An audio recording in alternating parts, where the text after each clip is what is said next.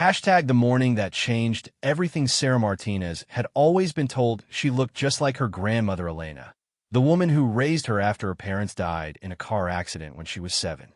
Same dark eyes, same determined walk, same stubborn streak that got her into trouble more often than not.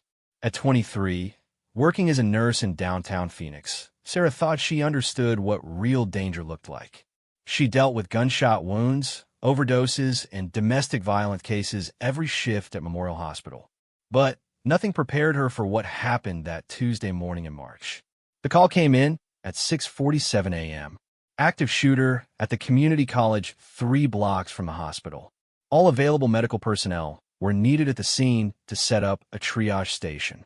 Sarah grabbed her emergency kit and ran to the ambulance with Dr. Kevin Walsh, a surgeon she'd worked with for 2 years. The community college campus looked like a war zone. Police cars everywhere, their red and blue lights painting the morning sky in urgent colors. Students were running, crying, some covered in blood. The shooter was still inside the main academic building, and the sound of gunfire echoed across the courtyard every few minutes. Sarah and her team set up their medical station behind a row of police cars, about 50 yards from the building's main entrance. They started treating students as they were brought out by SWAT teams. A 19-year-old boy with a bullet wound in his shoulder. A girl about the same age with glass cuts all over her face from diving through a window to escape. The chaos was overwhelming, but Sarah had been trained for this. Her hands moved automatically, checking vitals, applying pressure to wounds, starting 4 lines. She'd learned to block out everything else and focus only on saving the person in front of her. Around 8:30 a.m., the shooting stopped. The silence was almost worse than the gunfire had been. Nobody knew if it was over or if the shooter was just reloading. Police were still securing the building floor by floor. That's when Sarah saw him being brought out on a stretcher. Detective Marcus Thompson, 34 years old, had been shot twice while leading students to safety. Once in the leg, once in the chest. The chest wound was bad. Sarah could see the blood soaking through his uniform shirt before the paramedics even reached their station. "We need surgery now," Dr. Walsh said, checking the detective's pulse. "He's lost too much blood." But the nearest operating room was back at the hospital, and with all the emergency vehicles and roadblocks, it would take at least 20 minutes to get there. 20 minutes Marcus Thompson probably didn't have. Sarah looked at his face as Dr. Walsh worked to stabilize him. Even unconscious, even pale from blood loss, there was something familiar about him. Something that made her chest tight with a feeling she couldn't name. "Sarah, I need you to ride with him," Dr. Walsh said. "Keep pressure on that chest wound and monitor his breathing. If we lose him in the ambulance." She nodded and climbed into the back of the ambulance as they loaded Marcus Thompson inside. As they sped toward the hospital, sirens blaring, Sarah pressed her hands against his chest to slow the bleeding. His blood was warm on her fingers, and she found herself talking to him even though he couldn't hear her. "Stay with me," she whispered. "Don't you dare give up. Too many people are counting on you." Something about his face bothered her the whole ride to the hospital. Something familiar that she couldn't quite place. It wasn't until they wheeled him into surgery and she saw his full name on the medical chart that the memory hit her like a truck. Marcus Thompson. She'd heard that name before, many years ago. Her grandmother Elena had mentioned it back when Sarah was maybe 10 or 11 years old. They'd been sitting on the front porch of Elena's house in the old neighborhood, watching the sunset, when Elena had gotten that distant look in her eyes that meant she was remembering something important. "There was a boy who saved my life once," Elena had said. Marcus Thompson, just a teenager then, but brave as any grown man. "If it wasn't for him, you wouldn't be here today, Amija." Sarah had asked for details, but Elena had just smiled and said it was a story for another day. A story that never got told, because Elena died of cancer 2 years later, taking all her secrets with her. Now, 12 years later, Sarah stood outside an operating room, still covered in Marcus Thompson's blood, wondering if the man fighting for his life on the other side of those doors was the same person who had somehow saved her grandmother's life all those years ago. The waiting was torture. Sarah couldn't leave. Her shift had ended, but She sat in the surgical waiting room for hours, checking with the nurses every 30 minutes for updates. Dr. Walsh came out around 2 p.m. with good news. Marcus was stable. The surgery had been successful. He lost a lot of blood, but he was going to live. He's asking for someone named Elena, Dr. Walsh said, looking puzzled. He keeps saying that name over and over. Do you know if he has family we should contact? Sarah's heart nearly stopped. Elena, her grandmother's name. Can I see him? She asked. He's still pretty drugged up from the anesthesia, but sure. Room 314. Sarah took the elevator to the third floor, her hands shaking. The hallway seemed to stretch on forever. When she finally reached room 314, she stood outside the door for a full minute, trying to work up the courage to go inside. Marcus Thompson was awake, staring at the ceiling. His face was still pale, but his eyes were alert. When he heard her footsteps, he turned his head toward the door. Their eyes met, and Sarah felt the world stop. "You," he said softly, his voice rough from the breathing tube they'd removed after surgery. "I know you." Sarah moved closer to his bed, her heart pounding. "You were calling for Elena," she said. "Elena Martinez. That was my grandmother." Marcus closed his eyes for a long moment. When he opened them again, there were tears in them. "Elena's granddaughter," he whispered. "She said you'd become a nurse. She said you'd help people, just like she did. You knew my grandmother?" Marcus tried to sit up, but winced in pain. Sarah automatically moved to adjust his pillows, her nurse training taking over. "I owe her everything," he said. 21 years ago, when I was 13 years old, Elena Martinez saved my life. And now her granddaughter returns the favor." Sarah felt tears in her own eyes. "She told me someone named Marcus Thompson saved her life once. She never told me the whole story." Marcus smiled, the first real smile she'd seen from him. "It's a long story. But we have time now, don't we?" "All the time in the world," Sarah said, pulling a chair up next to his bed. "Tell me about my grandmother, Marcus. Tell me everything." The story Elena never told. Marcus closed his eyes, gathering his strength. The pain medication made everything feel fuzzy around the edges, but the memories of Elena Martinez were crystal clear. They always had been. "It was 2003, he began, his voice soft but steady. "I was 13, living with my Uncle Rick after my parents died in a house fire. Rick wasn't a bad man, but he had his demons. Alcohol mostly, sometimes drugs. The neighborhood we lived in was rough. Drug dealers on every corner, gangs marking territory with graffiti and violence." Sarah listened intently, holding his hand without really thinking about it. His fingers were warm and calloused, the hands of someone who worked hard for everything he had. "My uncle worked construction when he could get it, but mostly we lived on whatever he could pick up doing odd jobs. I was small for my age, skinny, easy target for the older kids who ran with the gangs. They kept trying to recruit me, said I could make good money as a lookout, running packages for them." Marcus paused, remembering those hungry days when the choice between right and wrong wasn't as clear as it should have been for a 13-year-old boy. "I was walking home from school one day, tried to avoid the usual group of gang kids who hung out at the corner store, when I heard screaming coming from the house next to ours. Your grandmother's house." Sarah leaned forward. Elena had never mentioned living near any gangs or dangerous neighborhoods. In Sarah's memories, her grandmother's house was a place of safety, warmth, and the smell of fresh tortillas. 3 guys had broken into her house. They weren't there to rob her, at least not just for money.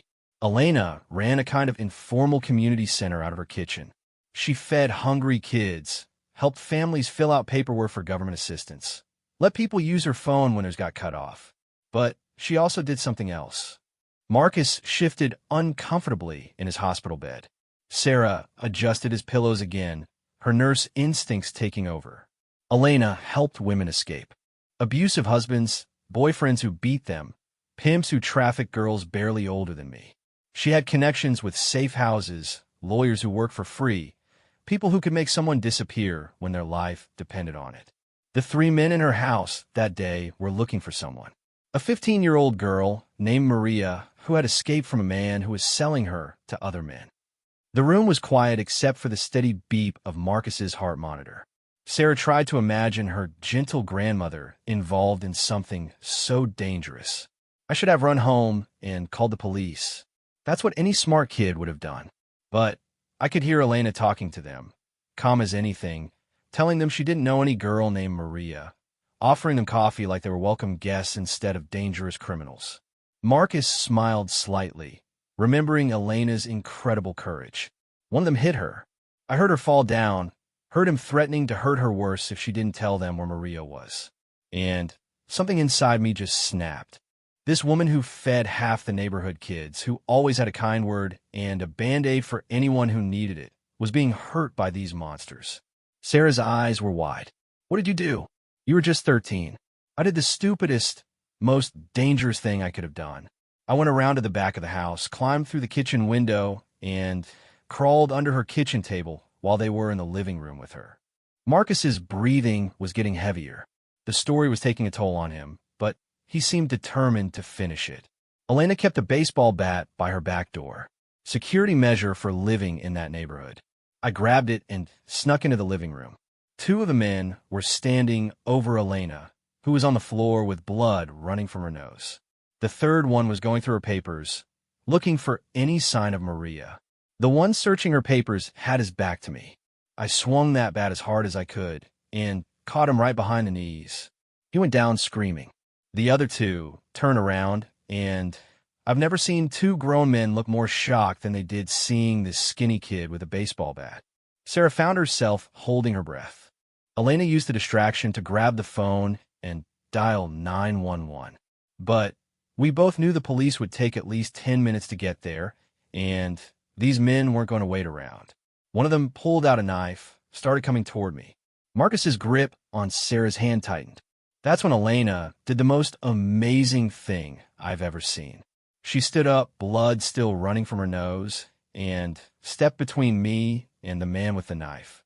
Told him if he wanted to hurt a child, he'd have to go through her first. The man with the knife hesitated just long enough for Elena to grab something from her kitchen counter. A canister of pepper spray. She got all three of them in the face with it. They were coughing, cursing, stumbling around blind.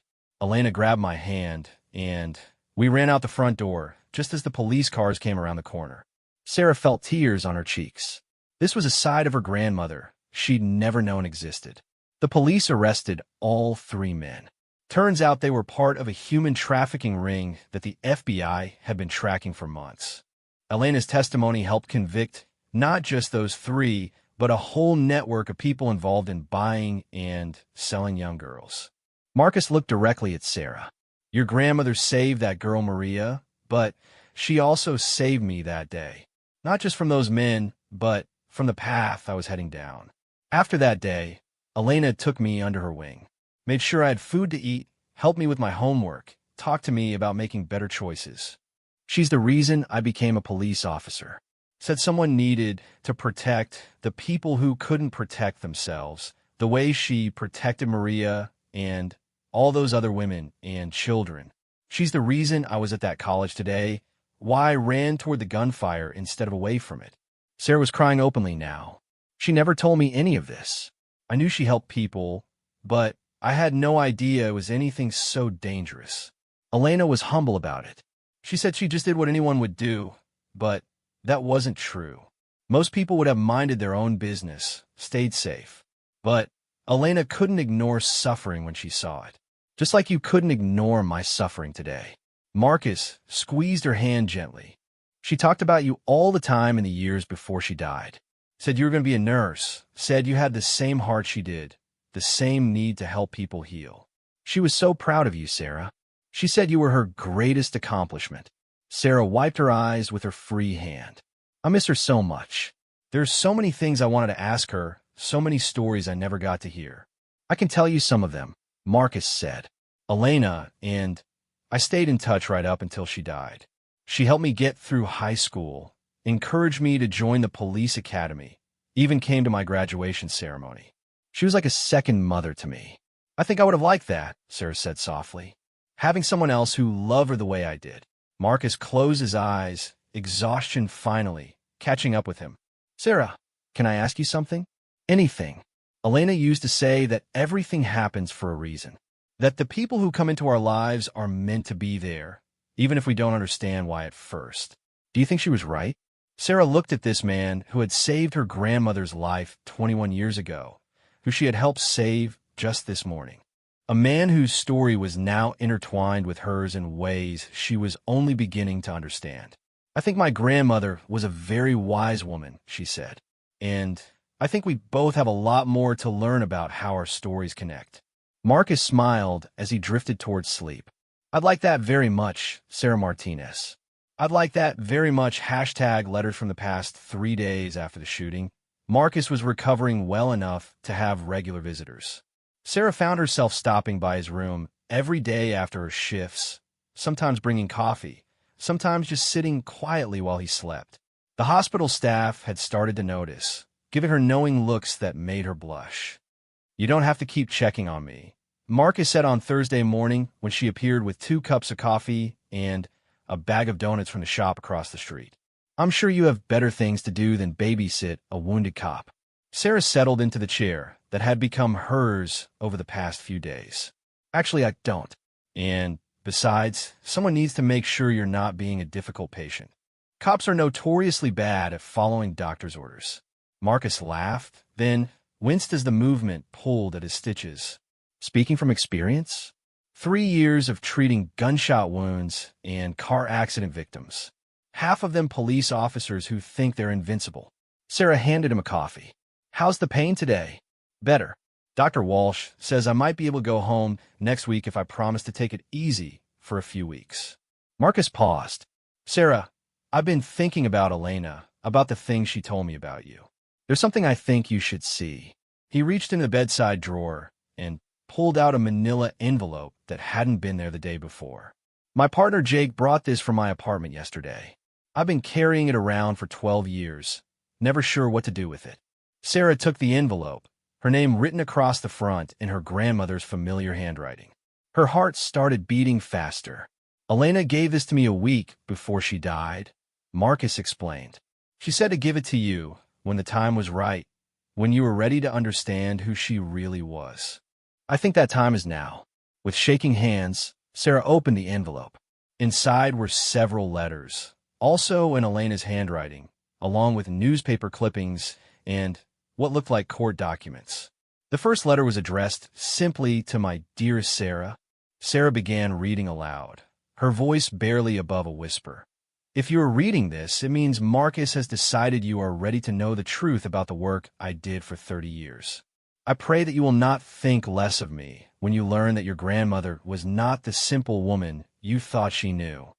Sarah looked up at Marcus, who nodded encouragement for her to continue. "I helped 143 women and children escape dangerous situations. Some were fleeing abusive relationships. Others were victims of human trafficking.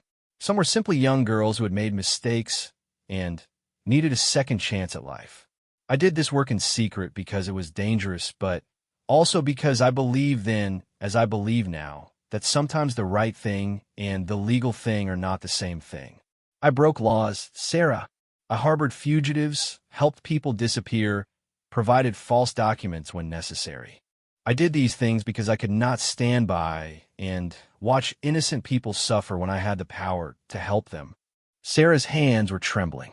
This was not the grandmother she thought she knew. The work started by accident.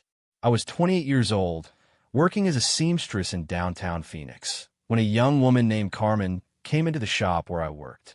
She had bruises on her face and arms that she tried to hide with makeup and long sleeves. She was looking for work, any work, because she needed money to leave town. Carmen's husband was a police officer who beat her regularly. She had tried to leave him 3 times, but each time he found her and brought her back. She was terrified that one day he would kill her, but she had nowhere to go and no one to help her. Sarah continued reading, learning about how Elena had let Carmen stay in her spare bedroom, how she had connected Carmen with a lawyer who helped her get a new identity, how Carmen had eventually escaped to another state where her abusive husband couldn't find her. After Carmen, word spread quietly through the community. Other women started coming to me for help.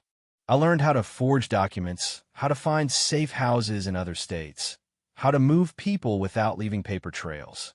It was dangerous work, but it was also the most important thing I ever did. The second letter contained more details about Elena's network of helpers. Social workers, lawyers, even some police officers who were willing to look the other way when necessary. Sarah read about safe houses in California, New Mexico, and Colorado.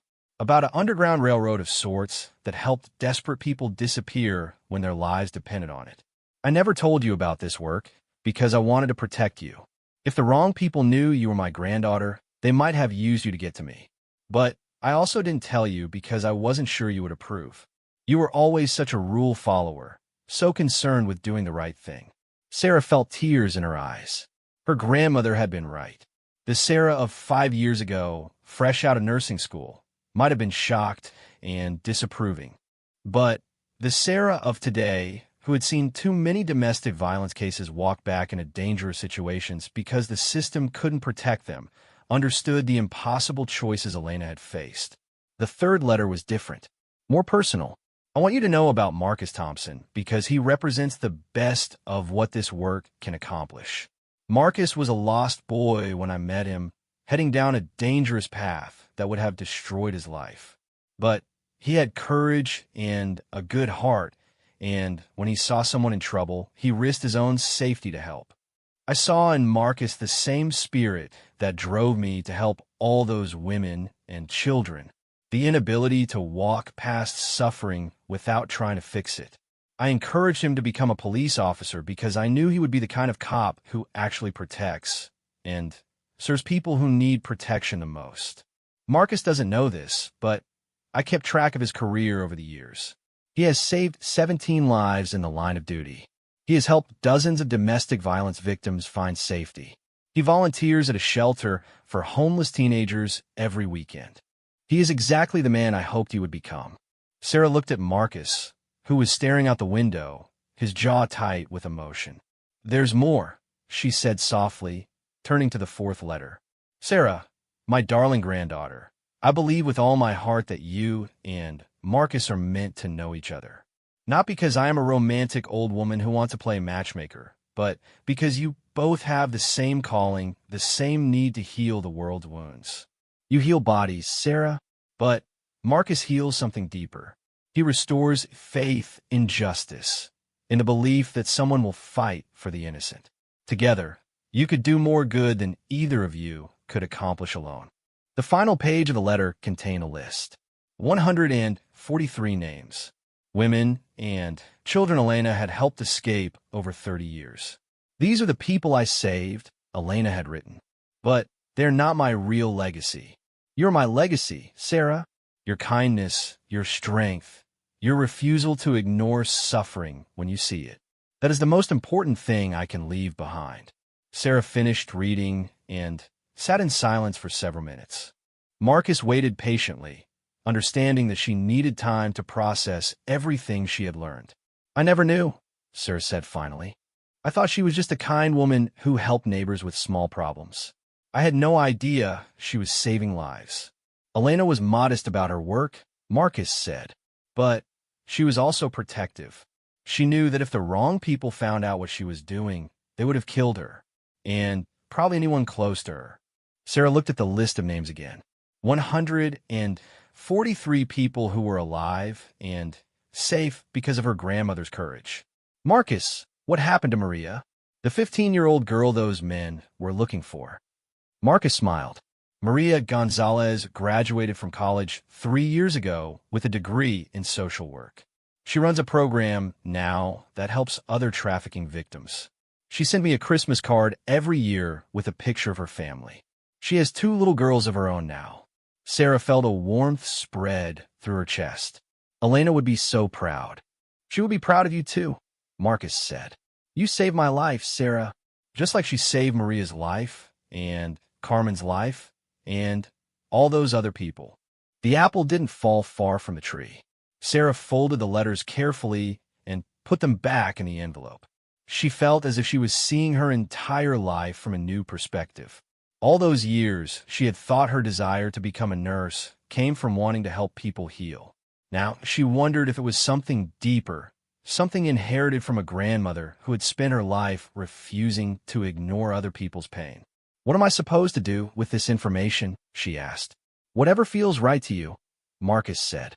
Elena never asked me to continue her work. She just showed me that it was possible to make a difference, one person at a time. The rest was up to me. Sarah looked at Marcus lying in his hospital bed, wounded because he had run toward danger to save college students he didn't even know. She thought about Elena, who had spent 30 years risking her own safety to save strangers. And she thought about herself, feeling more connected to her grandmother than she had ever felt when Elena was alive. "I think I understand now why she wanted us to meet," Sarah said. "Why is that?" "Because we're both her legacy, and maybe together we can figure out how to carry on her work." Marcus reached for her hand. "I'd like that very much, Sarah Martinez. I'd like that very much." Hashtag the decision. 2 weeks after Marcus was released from the hospital, Sarah found herself standing in front of a rundown apartment building on the east side of Phoenix. The address had been in one of Elena's letters, mentioned as a safe house that had operated for over 15 years. According to the letter, it was still operational, still helping women and children escape dangerous situations. Marcus stood beside her, moving slowly but steadily. His doctor had cleared him for light activity, though he wouldn't be back to full duty for another month. He wore civilian clothes, jeans, and a button-down shirt, but Sarah had noticed he still instinctively scanned every street corner, every parked car, every face they passed. Once a cop, always a cop. "You sure about this?" he asked for the 3rd time in the past hour. "No," Sarah admitted. But Elena wasn't sure either when she started helping people. She just saw someone who needed help and couldn't walk away. They climbed the stairs to apartment 3B. The hallway smelled of cooking spices and old carpet, but it was clean and well-maintained. When they knocked, they heard several locks being undone before the door opened to reveal a woman in her 50s with graying hair pulled back in a neat ponytail. "Can I help you?" she asked cautiously. "My name is Sarah Martinez," Sarah said. "Elena Martinez was my grandmother."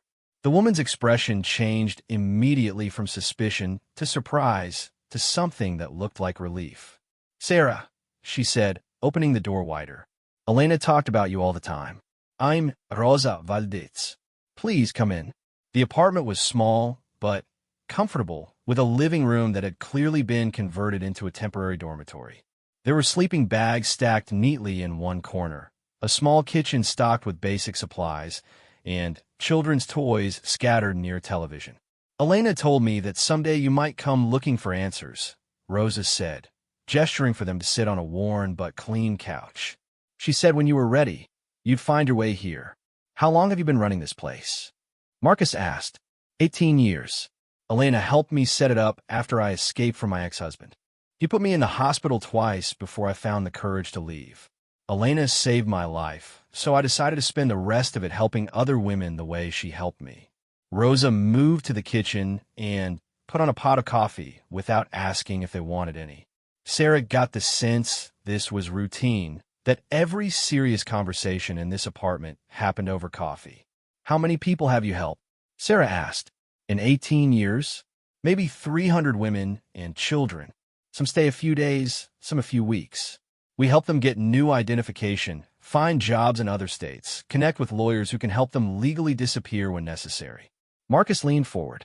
"The police know about this place?" Rosa smiled. "Some do. The good ones. Officers who understand that sometimes the system fails people and they need other options. Elena always said you were one of the good ones, Detective Thompson." "Elena talked about me all the time. She was so proud of the man you became. She used to say you were proof that saving one person could change the world, because that one person goes on to save others." Sarah felt tears prick her eyes. Even after death, Elena was still bringing people together, still making things happen. "Rosa, we want to help," Sarah said.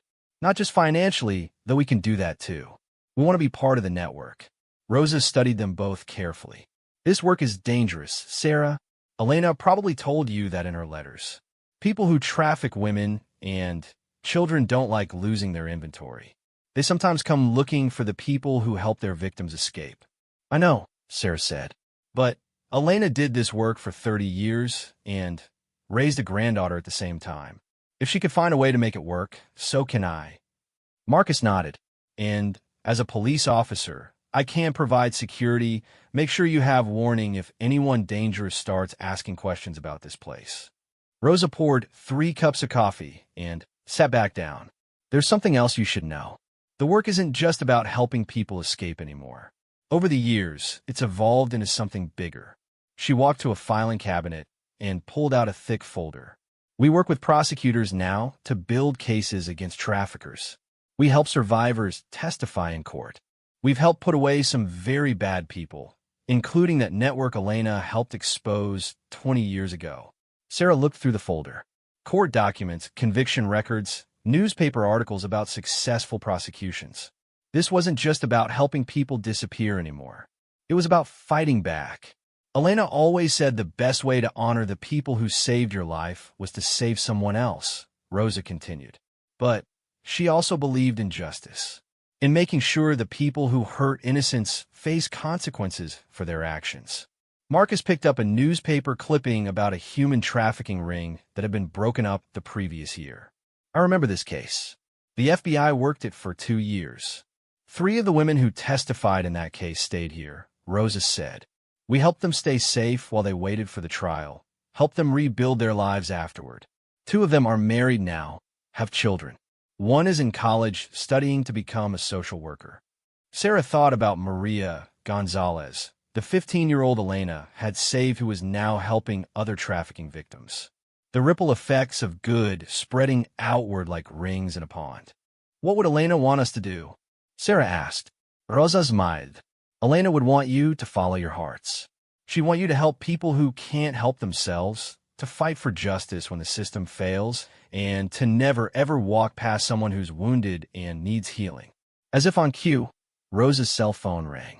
She answered it, speaking in rapid Spanish, her expression growing more concerned with each word. We have a situation, she said after hanging up. A woman named Carmen, 22 years old, with a 3-year-old daughter. Her boyfriend has been selling her to other men for drug money. She managed to escape today, but he's looking for her. She needs a safe place to stay until we can get her out of the state. Sarah felt her heart start pounding. This was real. This was happening right now. Where is she? Sarah asked. At a church downtown. The pastor called me. But I can't pick her up myself. My ex-husband's brother works for Carmen's boyfriend. If he sees me, he'll know where to look. Marcus stood up, checking his service weapon out of habit. I'll get her. What church? Marcus, you're still recovering, Sarah protested. I'm Fina, and this is exactly what Elena would expect me to do. He turned to Rosa. Give me the address. Sarah realized this was the moment. The moment when she had to decide if she was truly Elena's granddaughter or just someone who liked to think she was brave. I'm coming with you, she said. Sarah, it could be dangerous. Everything worthwhile is dangerous, she interrupted, echoing something Elena had written in one of her letters. Besides, if Carmen is hurt, you'll need a nurse. Rosa wrote down the church address and handed it to Marcus. Be careful. Carmen's boyfriend and his friends are not people you want to underestimate. As they prepared to leave, Sarah felt a strange sense of déjà vu, as if she had lived this moment before. Elena facing down armed men to protect a 15-year-old girl. Marcus, at 13, grabbing a baseball bat to defend someone he barely knew. Herself, rushing toward gunfire to save a wounded stranger. Maybe courage wasn't something you inherited. Maybe it was something you chose over and over again every time you had the opportunity to walk away from someone else's pain, but decided to stay and help instead. Elena would be proud of both of you, Rosa said as they headed for the door. Sarah thought about her grandmother, about all the risks Elena had taken over 30 years to save 143 people, about the legacy Elena had left behind, not just in the people she had saved, but in the people she had inspired to continue her work. She would be proud of all of us, Sarah said, and meant it. They walked out into the Phoenix afternoon, toward whatever was waiting for them at that church downtown, toward a scared young woman and her 3-year-old daughter who needed someone to care enough to help, just like Elena would have done. Hashtag Full Circle. The church was a small, modest building tucked between a laundromat and a convenience store on East Van Buren Street. Its white paint was peeling in places, but the windows were clean, and there were fresh flowers planted in boxes beneath them. A hand-painted sign read, Iglesia del Sagrado Corazon, in faded blue letters. Marcus parked across the street, and they sat in his truck for a moment, watching the building. The afternoon heat made the air shimmer above the pavement, and Sarah could feel sweat gathering at the back of her neck despite the air conditioning. "You see anyone who looks out of place?" Marcus asked, his cop instincts fully engaged. Sarah scanned the street. An elderly man waiting at a bus stop. A woman pushing a stroller. Two teenagers sharing earbuds outside the convenience store. Nothing obvious. Good, but we stay alert. Carmen's boyfriend could have people watching churches, shelters, anywhere she might go for help. They crossed the street and entered through the church's side door. Inside, it was cool and dim, with afternoon sunlight filtering through stained glass windows that cast colored patterns on worn wooden pews. The air smelled of candle wax and old wood. A young priest approached them from the altar area. He was maybe 35, with kind eyes and calloused hands that suggested he did more than just give sermons. "You must be Marcus and Sarah," he said quietly. "I'm Father Miguel. Rosa called me back after you left her place." "Where is Carmen?" Marcus asked. Father Miguel gestured toward a door behind the altar. "In my office with her daughter. She's been hurt, but she refuses to go to a hospital. Says her boyfriend has connections there, people who would tell him where to find her." Sarah felt her nursing instincts kick in. "What kind of injuries?" "Bruises, cuts on her arms. I think some of them might need stitches." "And her daughter?" Father Miguel's expression darkened. "The little girl hasn't spoken since they arrived. Just clings to her mother and stares at everything with these huge, frightened eyes." They followed Father Miguel through a short hallway to his office, where a young woman sat on a small couch with a toddler on her lap. Carmen was prettier than Sarah had expected, with long dark hair and delicate features, but her beauty was marred by purple bruises on her face and neck. Her 3-year-old daughter had the same dark hair and huge brown eyes that indeed seemed to take in everything while trusting nothing. "Carmen, these are the people Rosa sent to help you," Father Miguel said gently. "Sarah is a nurse. She can look at your injuries." Carmen's eyes flicked from Sarah to Marcus and back again. "You're both white," she said, not accusingly, but as if trying to figure out if that meant they could be trusted. "My grandmother was Elena Martinez," Sarah said, settling carefully into a chair across from the couch. "She helped people like you for 30 years. Carmen's expression changed slightly. "Elena Martinez. I heard of her. My cousin's friend stayed with her once, maybe 5 years ago." Sarah opened the medical kit she had brought from her car. "Can I look at your injuries?" "I won't do anything without your permission." Carmen nodded slowly and shifted her daughter to one side so Sarah could examine her arms. The cuts were deep enough to need stitches, just as Father Miguel had suspected. The bruises were in various stages of healing, suggesting this wasn't the first time Carmen had been hurt. "Carmen, I need to ask you some questions about your situation," Marcus said, keeping his voice calm and non-threatening. "Rosa told us you escaped from someone who was forcing you to be with other men." Carmen's grip tightened on her daughter. Miguel Restrepo. I've been with him for 2 years. At first he was nice, said he loved me, said he wanted to take care of me and Sophia, but then she couldn't finish the sentence, but Sarah and Marcus understood.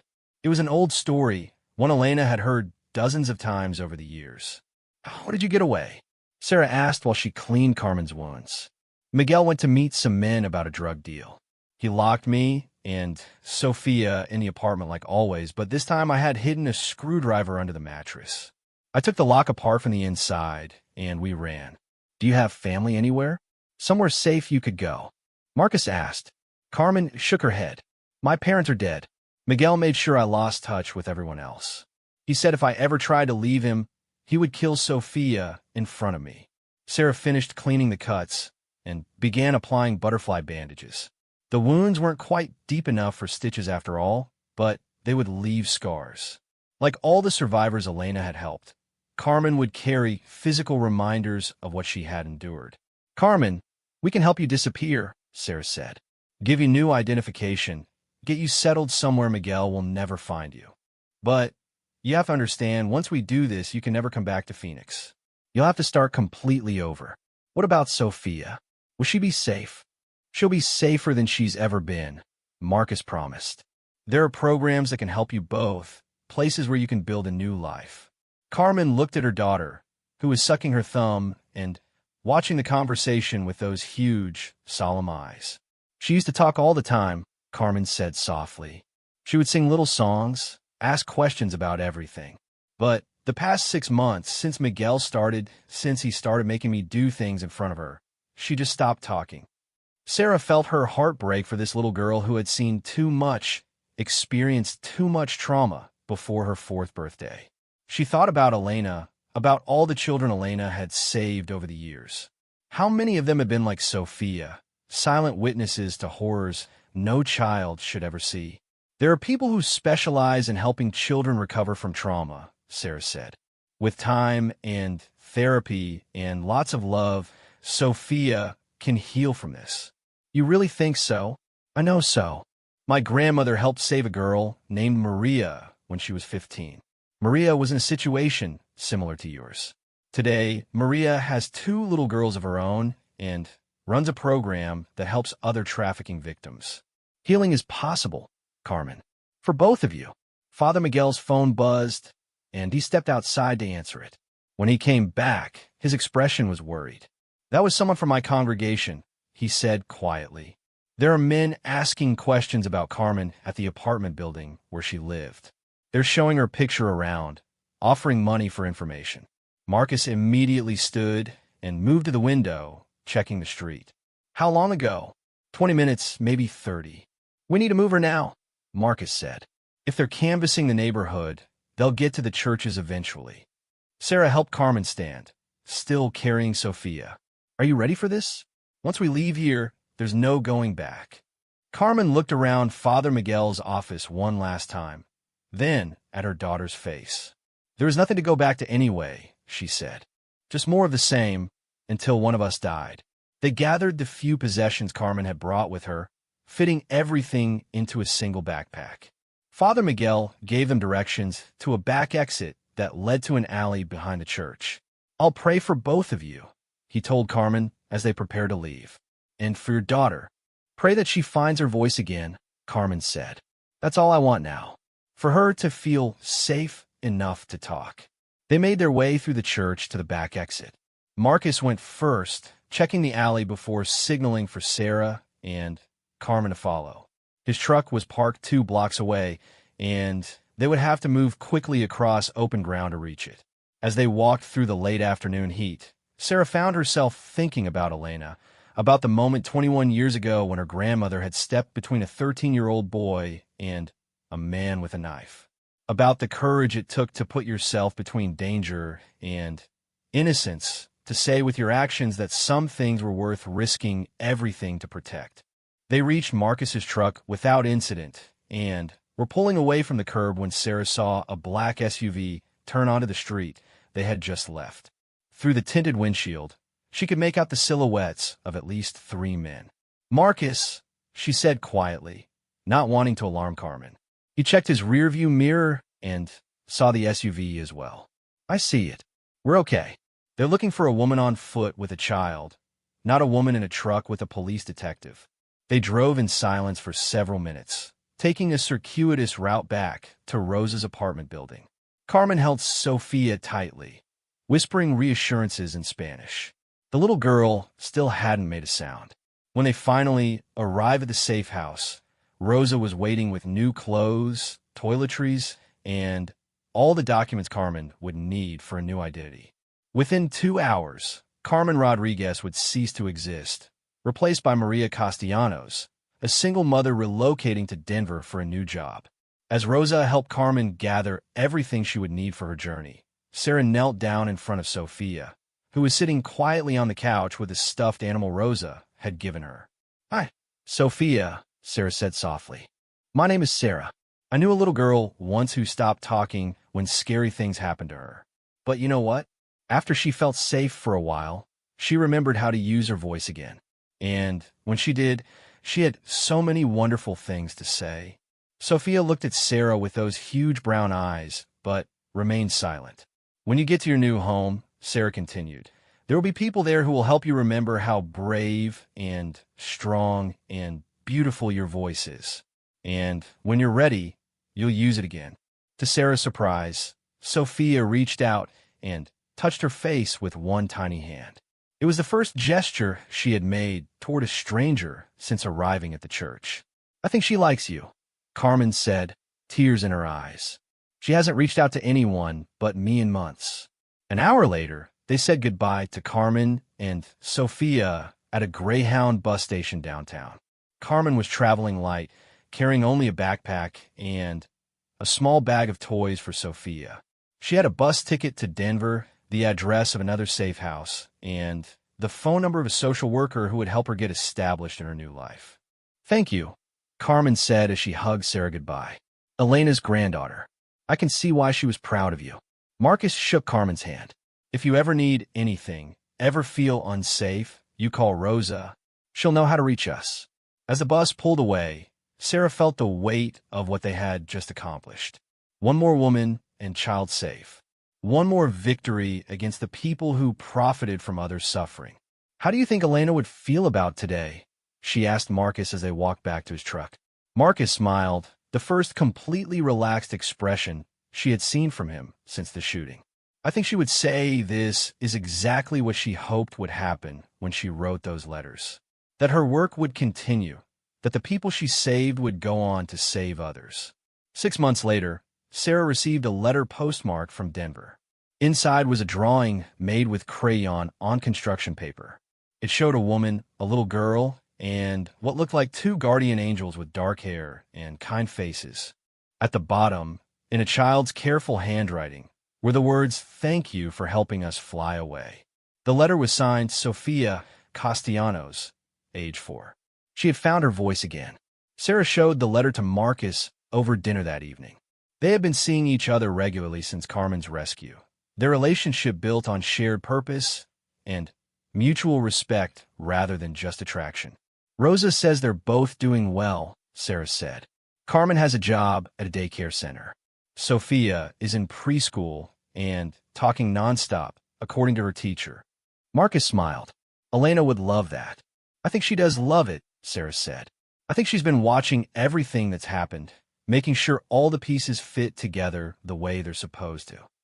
They sat in comfortable silence for a moment, thinking about the woman who had brought them together across decades, and circumstances whose legacy lived on in every life they helped save. What do you think happens next? Marcus asked. Sarah thought about the other letters in Elena's envelope, the ones that contained names and addresses of people who might need help, contacts who were still part of the network Elena had built over 30 years of dangerous, necessary work. I think we keep walking toward the wounded, she said, just like Elena taught us, just like she would expect us to do. Marcus reached across the table and took her hand. Together? Together, Sarah agreed. Always together. Outside their window, the Phoenix sunset painted the sky in brilliant oranges and purples, the same colors that had lit Elena Martinez's world for 73 years of courage, compassion, and refusing to walk away when someone needed help. The sniper had stopped and spoke her name, but Elena's granddaughter had been listening all along.